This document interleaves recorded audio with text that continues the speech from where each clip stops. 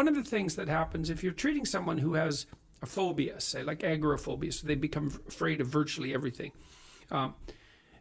Maybe they're afraid of an elevator. It's one of many fears. And so you think, well, and they're afraid of an elevator because they've actually gone in elevators and had panic attacks. So it's weird because what you do to cure them is to get them to go in elevators. And you think, well, wait a second, that's actually what caused the problem. So how can getting them to do that again make it better? For a long time, people thought, well, you get them to relax while they were in the elevator, and the pairing of the relaxation with being in the elevator taught them to not be afraid. That was the first theory. But then people learned that no, you could just get them to go in the elevator without having them relax, and it also worked. And eventually psychologists sorted this out, and what they figured out was that voluntarily encountering something you're afraid of is not the same thing as running from it. Like, it's seriously not the same thing. So you say to the person, okay, you're afraid of the elevator. Can you go look at an elevator? And they usually say yes. And maybe they're so terrified because they're so far gone in their illness that they can't. You say, well, how about we'll look at a bunch of pictures of elevators? And it's like virtually everyone can do that. So say, let's look at pictures of elevators till you're bored.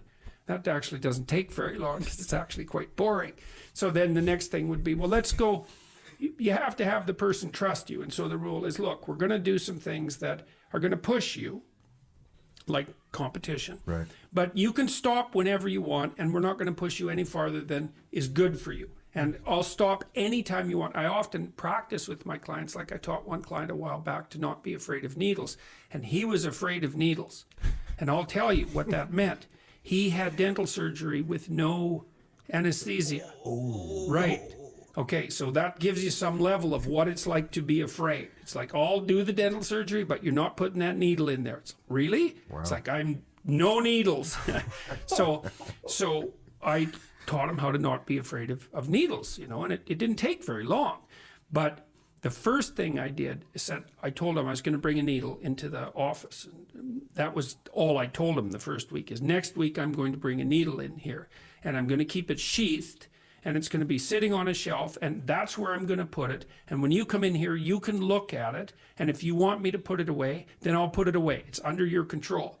And then, so he was okay with that. So he came in, I said, there's the needle. I said, you want to look at it? He said, no. He said, but can you? It's like, I'll look at it. So he looked at it. And then he said, look, like, I'm going to pick up the needle, and now what you're going to do is you're going to tell me to put it down, and I'm going to put it down. So I picked it up, and he got nervous, like right away. And he said, will you put that down? I put it down right away. I said, we do that 10 times so that the bottom part of your nervous system actually knows that that's what's going to happen. Said, now, and then the next thing we'll do is we're going to practice you saying you've had enough and leaving the office. So I pick up the needle, and he'd say, okay, so now you say you've had enough, I'm leaving. And so he said that, and then I'd let him leave. We did that like 10 times so that he knew that he could just say he'd had enough and leave. So that meant he didn't have to be a prey animal, right? So we were getting him out of that mode. And it didn't take very long until, well, then I could bring the needle close to him. And I say, make sure you watch it. You can't pretend it's not there, right? I'll bring it close to him and touch it, and touch him with the sheathed needle. So we did that a bunch. And then finally, I unsheathed it, and I'd bring it close. And he'd tolerate that or stop me. And then I'd touch him with that. And then the last part of it was that I put it under a piece of paper so he couldn't see it, and then I'd bring it close to him, right? Because that was the unknown, right? You don't know what the hell's going on underneath the piece of paper. But he got to the point where he could go and have a needle. It took him it was very brave of him to do this because, well, what had happened to him is he had a very bad experience with a childhood dentist who held him down. I was about to say, where did this come from? Oh yeah, 6 people held him down to give him a needle. It's like, it wasn't so good. It had some long-term consequences. But see what happened. So when you do that with people, you don't teach them to be less afraid. You teach them to be braver.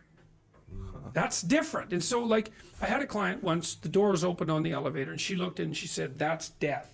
Like, that's a tomb. And I thought, wow, that's an amazing response. And her idea was she'd go in there, her heart rate would accelerate, she'd have a heart attack, and she'd die.